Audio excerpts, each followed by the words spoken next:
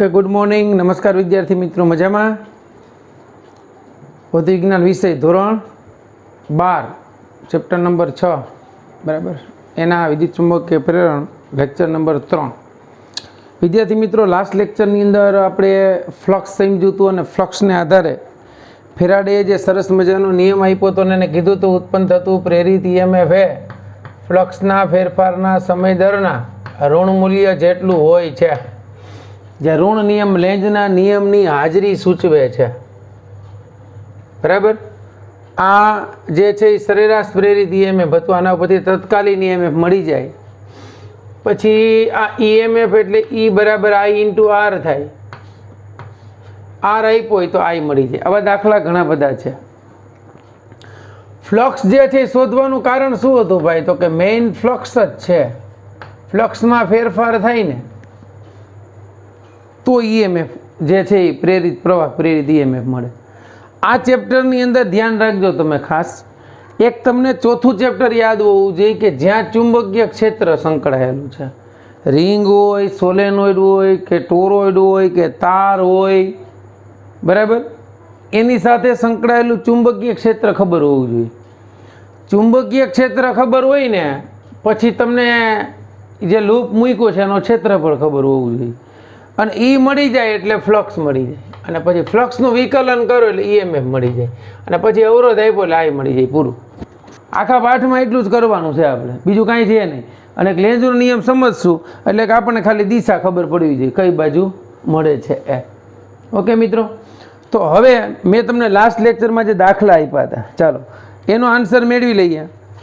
એક દાખલાની અંદર મેં તમને ઈએમએફ મેળવવાનું કીધું હતું, તો ઈએમએફનો જવાબ આવે છે 56 વોલ્ટ, બરાબર। અને બીજા દાખલાની અંદર ફ્લક્સ શોધવાનું કીધું હતું, એ ફ્લક્સનો આન્સર આવે છે 8 વેબર। મારે એટલું આવે છે, દાખલા રકમ આપણે બનાવેલી હતી, ભૂલચૂક હોય તો લેવી દેવી, નેક્સ્ટ લેક્ચરમાં મને મેસેજ કે ફોન કરજો।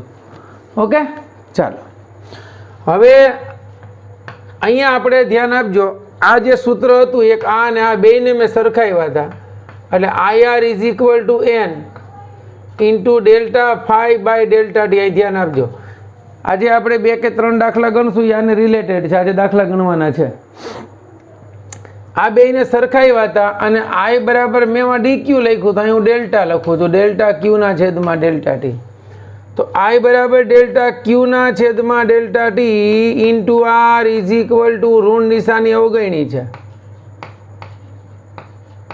આને જવા દઉં તો મને આર મળ્યું, આર ઇઝ ઇક્વલ ટુ, અથવા તો અહીં ડેલ્ટા ક્યુ જોઈએ છે તો delta Q is equal to N into delta phi એના છેદમાં R is equal to N, delta phi એટલે ફાઈ 2 માઇનસ ફાઈ 1 એના છેદમાં આર। ધ્યાન આપજો, આને રિલેટેડ એક દાખલો 2019ની અંદર પૂછાઈ ગયો છે, બરાબર। ગુજકેટની અંદર 2019માં એક દાખલો પૂછાણો છે કે 200 સેન્ટીમીટર સ્ક્વેરનું ક્ષેત્રફળ ધરાવતા, 200 સેન્ટીમીટર સ્ક્વેર એટલે એરિયા આપણે લખી નાખીએ 200 એને ગુણ્યા 10⁻⁴ મીટર સ્ક્વેર, 25 આટાવાળું n ઇઝ ઇક્વલ ટુ 25 આટાવાળા ગુચડાને ચુંબકીય ક્ષેત્ર આપ્યું છે 0.02 વેબર પ્રતિ મીટર સ્ક્વેર અથવા તો ટેસ્લા વાળા ચુંબકીય ક્ષેત્રમાં ને લંબ રૂપે રાખ્યું છે ગુચડાને, તો ક્ષેત્રમાંથી બહાર ગુચડાનો અવરોધ આપી દીધો આર બરાબર 1 ઓહમ। જો ગુચડાને 1 સેકન્ડમાં બહાર કાઢવામાં આવે, ધ્યાન આપજો, તો આ એનું પ્રારંભિક ફ્લક્સ છે, 1 સેકન્ડમાં ગુચડાને બહાર કાઢવામાં આવે છે એટલે અંતિમ ફ્લક્સ કેટલો થઈ જાય? 0। તો ગુચડામાં પ્રેરિત વીજભારનું મૂલ્ય શોધવાનું છે તમારે, બરાબર। અહીંયા આપણને વિદ્યુતભાર, તો વિદ્યુતભારનું સૂત્ર આપણી પાસે છે DQ is equal to N phi 2 minus phi 1 by R. એ સૂત્ર સીધું મૂકી દો તોય મળી જશે। અહીંયા delta Q is equal to Q મૂકીએ છીએ N, ફાઈ 2 એટલે અંતિમ ફ્લક્સ, ફાઈ એટલે શું થાય તો કે B ઇન્ટુ A, ગુચરું લંબ રૂપે મૂકેલો, ખૂણામાં કાંઈ ફેર નથી પડતો, B2 A2 minus B1 A1 એના છેદમાં R. હવે અહીંયા Q ઇઝ ઇક્વલ ટુ આટાની સંખ્યા એને એમનેમ રાખો. આ અંતિમ ચુંબકીય ક્ષેત્ર 0 માઇનસ પ્રારંભિક ચુંબકીય ક્ષેત્ર B આચ્છેદનું ક્ષેત્રફળ A એના છેદમાં R. તો Q is equal to minus આટાની સંખ્યા 25. રેડી? હવે અહીંયા ચુંબકીય ક્ષેત્ર B કેટલું છે? 0.02. આચ્છેદનું ક્ષેત્રફળ 2 × 10⁻² કરી નાખું છું. બરાબર? આ બે જે છે એમાં કન્વર્ટ કરી નાખ્યા. છેદમાં R આપ્યો આપણને 1 ઓહમ. મિત્રો તો સીધી Qની કિંમત મૂકી દો. 25 દુ 50, 50 × 0.2 એટલે 100 × 10⁻². 100 50 100 ભાગ્યા 100 એટલે આ કેટલું થઈ જશે? 1 થશે ને કે 0.1 થશે? 0.1 થશે. બરાબર? એટલા કુલમ મળ્યો. એટલે આનો આન્સર તમને કેટલો મળ્યો? 50 101 થઈ જશે. ઓકે, એટલે આ તમને Q ટૂંકમાં સીધો મળી ગયો. કેટલો મળ્યો? અથવા તો 0.01 કુલમ. બરાબર? તો અહીંયા આપણને શું કીધું છે? તો ગુજરાતમાં પ્રેરિત વિદ્યુત ભાર જ કીધો હતો. ઓકે, તો આ ટાઈપના દાખલા જે છે એ તમને ઘણી વખત પૂછાતા હોય. બરાબર? ચાલો હવે આપણે ઉદાહરણ નો દાખલો ગણીએ 6.2. એમાં જો આ જ કોન્સેપ્ટ છે, ખાસ જોજો. બરાબર?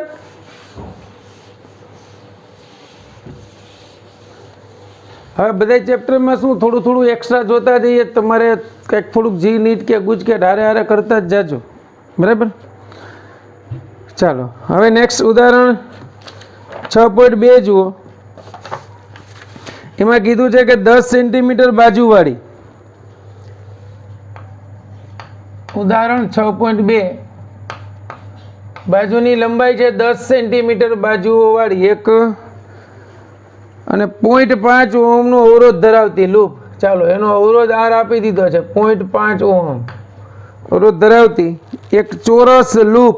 ચાલો ચોરસ લૂપને પૂર્વ પશ્ચિમ સમતલમાં ઊભી રાખેલ છે. હવે આપણે અહીંયા એ ડિસાઈડ કરવું જોઈએ ને, પૂર્વ પશ્ચિમ સમતલ કેમ છે. બરાબર? આ ઉત્તર દક્ષિણ થયું, આ પૂર્વ પશ્ચિમ. એને સમાવતું સમતલ હું આમ લઉં છું, આને સમાવતું સમતલ આમ લઉં. બરાબર? આમ રાખી છે, સમતલમાં ઊભી રાખવામાં આવી છે. 0.1 ટેસ્લાનું સમાન ચુંબકીય ક્ષેત્ર સમતલ ઉપર, ચુંબકીય ક્ષેત્ર સમતલ પર ઉત્તર પૂર્વ દિશામાં લાગુ પડ્યું. બરાબર સમજજો. આ જે છે ઉત્તર છે ને આ પૂર્વ, ઉત્તર પૂર્વ દિશામાં ચુંબકીય ક્ષેત્ર હોય ને એટલે આ સમજી લેવાનું. આ ચુંબકીય ક્ષેત્ર આપણે આગળ ભણી ગયા 11માં. તમને એમ કે ઉત્તર પૂર્વ દિશા તો 45 નો ખૂણો. તમને એમ કે વેસ્ટ અને પશ્ચિમ, મતલબ સોરી પશ્ચિમ અને દક્ષિણ, તો અહીંયા 45 નો ખૂણો બને. બરાબર? આ ચુંબકીય ક્ષેત્ર કેટલું છે? 0.1 ટેસ્લા. એટલે બી આપણને આપ્યું છે 0.1 ટેસ્લા. ઓકે. સમાન ચુંબકીય સમતલ ઉત્તર પૂર્વ દિશામાં છે. ચુંબકીય ક્ષેત્ર 0.30 સેકન્ડના ગાળામાં, એટલે delta T is equal two 0.70 સેકન્ડના ગાળામાં ઘટીને શૂન્ય થઈ જાય. હમણાં આપણે દાખલો ગણ્યો હતો એટલે પ્રારંભિક થઈ ગયું. અંતિમ ચુંબકીય ક્ષેત્ર 0 ટેસ્લા થઈ ગયું. તો આ સમયગાળા દરમિયાન પ્રેરિત ઈએમએફ અને વિદ્યુત પ્રવાહનું માપ શોધવાનું છે. આપણે પ્રેરિત ઈએમએફ ઈ અને વિદ્યુત પ્રવાહ આઈ. હવે પહેલાં તો ઈએમએફ ઈ મળી જશે, આર આપ્યો આ ઇઝીલી મળી જાય. હવે આપણે ઈ મેળવવો. ઈ મેળવવા માટે આપણે પહેલાં શું કરવું પડશે? તો કે ફ્લક્સ શોધવું પડશે. આ ચોરસની લૂપ જે છે એ પૂર્વ પશ્ચિમ દિશાના સમતલમાં રાખી છે, એટલે આમ રાખી છે. આ પૂર્વ પશ્ચિમ દિશાનું સમતલ આ છે, સોરી આમ થયું. અને આ એનો ક્ષેત્રફળ સદિશ થયો સમતલનો. અને આનું ચુંબકીય ક્ષેત્ર ક્યાં છે? તો કે પૂર્વ ઉત્તર સાથે 45°ના ખૂણે. તો એ આપણને એનો ખૂણો મળી ગયો બી અને એ વચ્ચેનો, કારણ કે આનો ક્ષેત્રફળ સદિશ, આનું ચુંબકીય ક્ષેત્ર, આનો ક્ષેત્રફળ સદિશ આમ છે, આનું ચુંબકીય ક્ષેત્ર આમ છે, એટલે આ ખૂણો 45 નો થાય. ઓકે. તો અહીં ચલો આપણે લખી શકીએ કે અહીં પ્રારંભિક ચુંબકીય ફ્લક્સ, અંતિમ તો 0 આપ્યું છે, પ્રારંભિક ચુંબકીય ફ્લક્સ. તો પ્રારંભિક ચુંબકીય ફ્લક્સ φ1 ઇઝ ઇક્વલ ટુ કેટલું થશે બોલો? B A cos theta. φ1 is equal to B આપણને આપ્યું છે 0.1, ક્ષેત્રફળ એટલે એલ નો સ્ક્વેર, ચોરસ છે એટલે, અને અહીંયા કોસ 45 એટલે 1/√2. તો ફ્લક્સ φ1 બરાબર 0.1, આ 10 સેન્ટીમીટર છે એટલે 0.1 મીટર થાય. 0.1 મીટરનો વર્ગ એટલે 10⁻² ઇન્ટુ 1/√2 એટલે flux φ1 is equal to 1 divide 1.41 કરો, 2 નું વર્ગમૂળ, 1/1.41, 1/1.41 એટલે આપણને મળ્યું 0.7092 એને ગુણ્યા 0.1 કરવાનું, 0.1/1.41 એ આવશે 0.07092, 0.07092 એને ગુણ્યા 10⁵ વેબર. બરાબર, આ પ્રારંભિક ફ્લક્સ મળ્યું. હવે બીજામાં શું કર્યું છે તો કે અંતિમ ફ્લક્સમાં સીધું ચુંબકીય ક્ષેત્ર બહાર કાઢી લીધું એટલે ચુંબકીય ક્ષેત્ર 0 છે. એટલે અંતિમ ફ્લક્સ કેટલું મળ્યું? φ2 ઇઝ ઇક્વલ ટુ 0 વેબર થઈ ગયું. ચાલો હવે આપણે શોધવાનું શું? ઈએમએફ. તો ઈએમએફ એ આટાની સંખ્યા, આમાં લૂપ આપ્યું છે એક 10 સેન્ટીમીટરનું. બરાબર, તો હવે પ્રેરિત ઈએમએફ મેળવી લ્યો. તો કે પ્રેરિત EMF is equal to delta phi એના છેદમાં ડેલ્ટા ટી. તો પ્રેરિત EMF is equal to φ2 minus φ1 એના છેદમાં ડેલ્ટા ટી. હવે લેન્ઝનો નિયમ તમે જોવા જાઓ તો ખરેખર E is equal to minus dφ/dt હોય. તો અહીંયા E ઇઝ ઇક્વલ ટુ φ2 અંતિમ ફ્લક્સ 0 છે, અહીંયા આગળ માઇનસ હોય, નાનું ફ્લક્સ એ માઇનસ છે, 0.07092 એને ગુણ્યા 10⁻² એના છેદમાં ડેલ્ટા ટી, સમયગાળો આપ્યો આપણને 0.7. તો EMF is equal to minus minus plus 0.071 કરી નાખું છું ઇન્ટુ એના છેદમાં 0.7. તો ઈએમએફ મિત્રો 1 પોઈન્ટ ખાલી વધશે. કેટલું વધશે? આ 10 એટલે અહીંયા 1 ઉડી જશે એટલે અહીંયા આવશે 10⁻³ વોલ્ટ. તો EMF is equal to 1 millivolt. EMF મળી ગયું. હવે શું લખશું તો કે હવે E બરાબર IR, આના ઉપરથી I is equal two E ના છેદમાં R. તો આપણને R આપ્યો છે 0.5, E આપ્યું છે 1 મિલીવોલ્ટ, આપ્યું 0.5 એટલે I is equal two 2 into 10⁻³ ampere એટલે I બરાબર મળી ગયો આપણને 2 મિલી એમ્પિયર. રેડી બાળકો? ચાલો એટલું લખી નાખો, પછી આપણે આગળ વધીએ.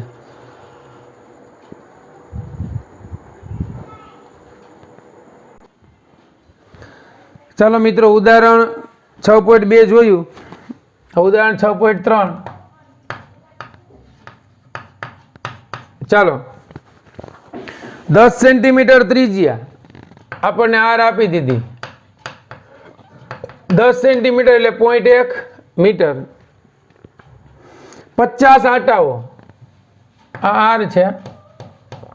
N બરાબર 500 આટા, એક મીંડું નથી દેખાતું છોકરા. 500 આટાઓ, ભૂલ ચૂક લેવી દેવી થાય તો. અને R ઇઝ ઇક્વલ ટુ 2 ઓહમનો અવરોધ ધરાવતા એક ગોળાકાર ગૂંચળાને એનું સમતલ પૃથ્વીના ચુંબકીય ક્ષેત્રના સમક્ષિતિજ ઘટકને લંબ રૂપે રીએ. બરાબર, એટલે ખૂણો 0 નો થઈ ગયો. એ રીતે મૂકવામાં આવે છે. તો અહીંયા આપણે એમ કહી શકીએ θ1 બરાબર 0 છે એમ મૂક્યું છે. અને 25 સેકન્ડમાં 0.25 સેકન્ડમાં ઉધ્વ વ્યાસને અનુલક્ષીને 180 ડિગ્રીનું ભ્રમણ કરવામાં આવે એટલે θ2 બરાબર કેટલો થઈ ગયો? π.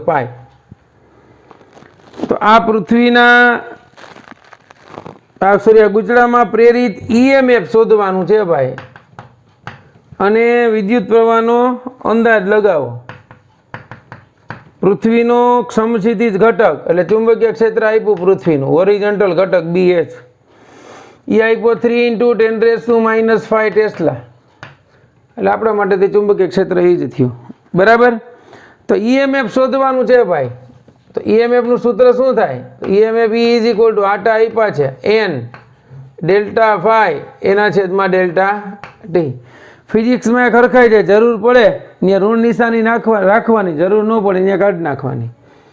તો અહીંયા N phi two minus phi one એના છેદમાં ડેલ્ટા ટી 25 સેકન્ડમાં કીધું છે, એટલે 0 થી 0.25 સેકન્ડ મતલબ, એટલે ડેલ્ટા ટી થઈ ગયું.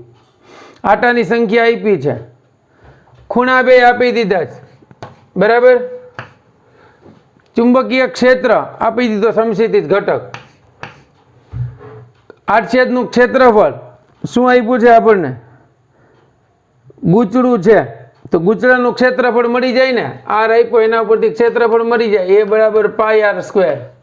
તો એનું ક્ષેત્રફળ એ બરાબર પાઈ આર સ્ક્વેર એટલે 0.1 નો સ્ક્વેર થઈ ગયો, એટલે એનું ક્ષેત્રફળ જોતું હોય તો 10⁻² પાઈ. હાલો, આ મળી ગયું.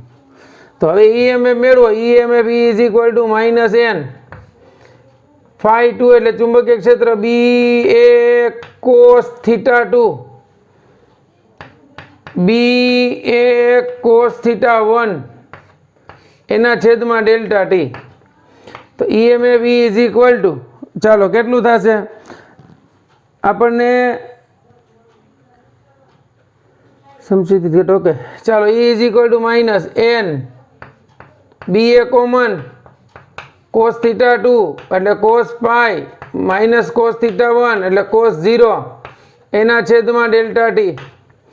EMF is equal to minus આટાની સંખ્યા 500, ચુંબકીય ક્ષેત્ર 3 × 10⁻⁵, ક્ષેત્રફળ પાઈ ઇન્ટુ 10⁻², કોસ પાઈની કિંમત -1, કોસ 0ની કિંમત 1, -1 -1 -2 minus minus plus 2, 500 into 3 into pi into 2 into 10⁻⁷ volt.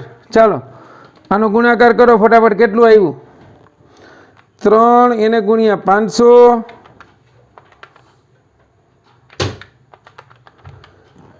એને ગુણ્યા 3.14 એને ગુણ્યા 2, 94 20 આવ્યું. કેટલું? ઈએમએફ ઇઝ ઇક્વલ ટુ 94 20 એને ગુણ્યા 10⁻⁷ વોલ્ટ. ચાલો આપણને ઈએમએફ કેટલું મળ્યું છે અહીંયા? 3.8 ગુણ્યા 10⁻³ વોલ્ટ. ચાલો આમાં ક્યાં ભૂલ થઈ ભાઈ, જુઓ ગોતો. હવે 500 એને ગુણ્યા 3 એને ગુણ્યા 3.14 એને ગુણ્યા 2, આ તો 94 20 જ આવ્યું.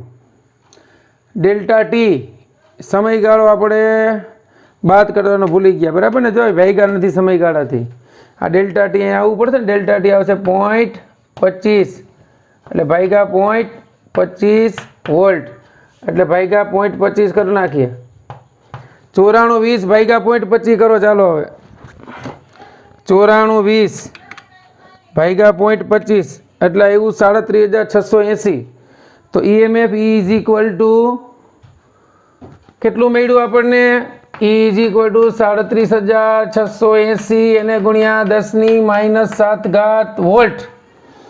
એટલે EMF is equal to 3.76 into 10⁻³ volt. એટલે EMF is equal to 3.8 millivolt. Ready? ચાલો હવે પ્રવાહનો આપણે અનુમાન લગાવવાનું છે. તો E is equal to I R. તો આઈ ઇઝ ઇક્વલ ટુ ઈના છેદમાં આર. ઈ 3.8 મિલી એટલે 10⁻³ અને આર આપણને આપ્યો છે 2. તો I is equal two 1.9 10⁻³ ampere. એટલે પ્રવાહ આપણને મળી ગયો 1.9 મિલી એમ્પિયર. ચાલો રેડી? ચાલો આ દાખલો લખી લ્યો, પછી આપણે સ્વાધ્યાયનો દાખલો જે છે એ ગણીએ છીએ. ઓકે, ચાલો ચાલો બાળકો, આવો જ એક દાખલો આપણને સ્વાધ્યાયની અંદર આપ્યો છે, એ દાખલો ગણીએ. એ દાખલા નંબર છે 6.6. 3 પહેલા અને બીજા જે લેન્ઝના નિયમવાળા છે મતલબ આપણે સમજશું ત્યારે સાથે સાથે ગણશું. સ્વાધ્યાયનો દાખલો છે 6.3 બરાબર. અને આગળના 2 દાખલા ગણ્યા એમાં આપણે સેમ સૂત્રનો ઉપયોગ કર્યો હતો. જે ફેરાડે પ્રયોગમાં સૂત્ર આપ્યું છે E બરાબર n/dt એનો જ આપણે ઉપયોગ કરી અને બંનેમાં EMF અને પ્રવાહ મેળવ્યો. રાઈટ. અહીંયા એમ કહે છે કે 15 આટાઓ પ્રતિ સેન્ટીમીટર વાળા કે જેના આટાઓની સંખ્યા 15 આટા પ્રતિ સેન્ટીમીટર વાળા એક સોલેનોઇડની, એટલે આ તમને એકમ લંબાઈ દીઠ આટાની સંખ્યા આપી, બરાબર સમજજો. એટલે n = 15 આટા પ્રતિ સેન્ટીમીટર, એટલે 15 આટા એના છેદમાં 10⁻²m², એટલે આ ખરેખર આપણને મળશે 1500. બરાબર. 15 આટા પ્રતિ સેન્ટીમીટર એટલે મીટર, એટલે 1500 આટા પ્રતિ મીટર મળ્યું. એટલે એકમ લંબાઈ દીઠ આટા આપણને 1500 મળ્યા. પછી શું કીધું છે? અક્ષને સમાંતર સોલેનોઇડની અંદર 2 સેન્ટીમીટર ક્ષેત્રફળ ધરાવતા એક નાનો ગોળો મૂકેલો છે કે જે ગોળાનો એરિયા 2 સેન્ટીમીટર ક્ષેત્રફળ ધરાવતા એક નાનો ગાળો મૂકેલો છે, બરાબર, સોલેનોઇડની અંદર. તો સોલેનોઇડમાંથી વહેતો પ્રવાહ કેટલો છે?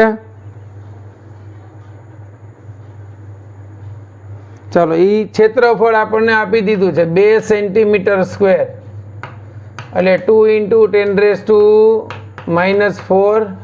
Metre square. સોલેનોઇડમાં વહેતો વિદ્યુત પ્રવાહ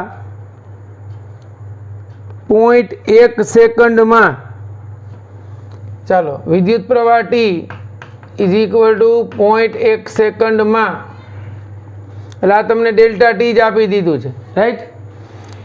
કેટલું થાય છે? તો કે I1 બરાબર 2 એમ્પિયરથી વધી અને I2 બરાબર 4 એમ્પિયર થાય છે. તો સ્થાયી રીતે બદલાતો હોય તો વિદ્યુત પ્રવાહમાં ફેરફાર વખતે ગાળામાં પ્રેરિત EMF કેટલું? બરાબર.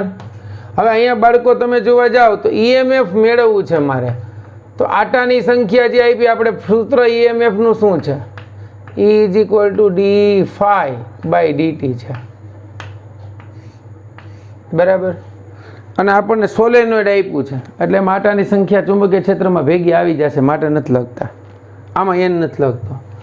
હવે ફ્લક્સ ફાઈ માટે પહેલા તો શું કરવું પડે? તો કે સોલેનોઇડનું ચુંબકીય ક્ષેત્ર, સોલેનોઇડના અંદરના વિસ્તારમાં ચુંબકીય ક્ષેત્ર, એ ચુંબકીય ક્ષેત્રનું સૂત્ર B = μ0 મેળવ્યું. આટાની સંખ્યા આપણને આપી છે, I આપણને આપ્યો છે, પણ I નો પ્રવાહનો ફેરફારનો દર આપ્યો છે એટલા સમયગાળામાં, એટલે આપણને ચુંબકીય ક્ષેત્ર B. હવે ફ્લક્સ ફાઈ = B × A લખીએ તો કે આ, તો ફ્લક્સ ફાઈ કેટલું થાય? μ0 I × A થઈ ગયું. હવે EMF એટલે ખરેખર શું થાય છે? ફ્લક્સના ફેરફારનો સમય દર થયો.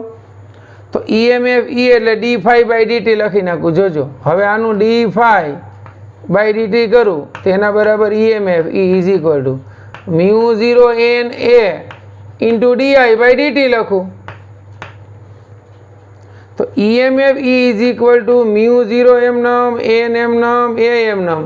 અહીંયા આપણે આમ લખી નાખીએ I2 - I1 એના છેદમાં T2 - T1.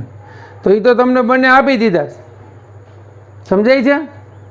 તો EMF E આપણે અહીંયા ગણતરી કરી નાખીએ એની. EMF E = μ0 એટલે 4π × 10⁻⁷ n એટલે 1500 આટા પ્રતિ મીટર. ક્ષેત્રફળ આપણને આપ્યું છે ગાળાનું 2 × 10⁻⁴, એને ગુણ્યા I2 આપણને આપ્યો છે 4, I1 આપ્યો 2 અને સમયનો ફેરફાર આપ્યો T2 - T1 0.1 second. EMF E = 4π × 1500 એને ગુણ્યા 2 એને ગુણ્યા 2 એના છેદમાં 10⁻1 અને આ 10⁻11. ચાલો 4 પાઈ આપણે ઈએમએફ જ શોધવાનું છે ને. ચાલો 4 × 3.14 × 1500 × 4 કેટલું મળ્યું? 75,360 મળ્યું ભાઈ. 75,360. આ ઘાત એક ઉપર આવે એટલે 10⁻10 વોલ્ટ. એટલે E = 7.5 × 10⁻6 વોલ્ટ. એટલે EMF E = 7.5 માઇક્રો વોલ્ટ. ખબર પડી બાળકો? તો ખાસ આવા દાખલા જે છે મોસ્ટ પ્રોબેબલી આ ચેપ્ટરમાં આવા જ દાખલા છે. ખાસ 3 જ વસ્તુ બાળકો સમજવાની છે. એક ચુંબકીય ક્ષેત્ર B, એક ફ્લક્સ ફાઈ અને એક EMF E. બસ આ 3 વસ્તુ મળે ને, બાકી એરિયા તો તમને આપ્યો હોય. એટલી બધી વસ્તુ મળી જાય એટલે આરામથી ગમે એવા દાખલા છે એ સોલ્વ થઈ જાય. ઓકે, ચાલો આ લખી લ્યો. પછી હું તમને હજી એકાદો દાખલો એક્સ્ટ્રા કરાવું છું. બરાબર, પછી આપણે આપણો લેક્ચર પૂરો કરીએ.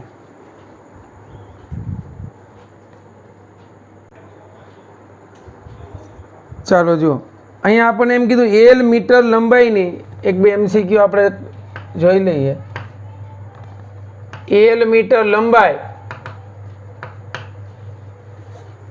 ની ચોરસ તકતી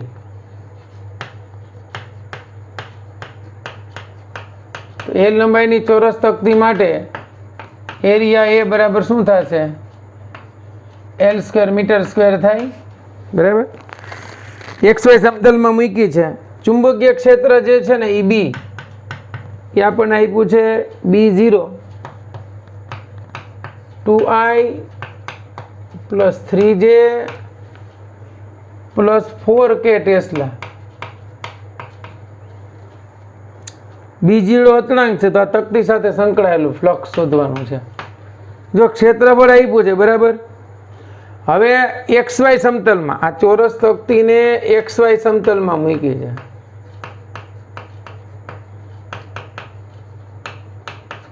XY સમતલમાં મૂકે એટલે આ X ને આ Y અને આ Z.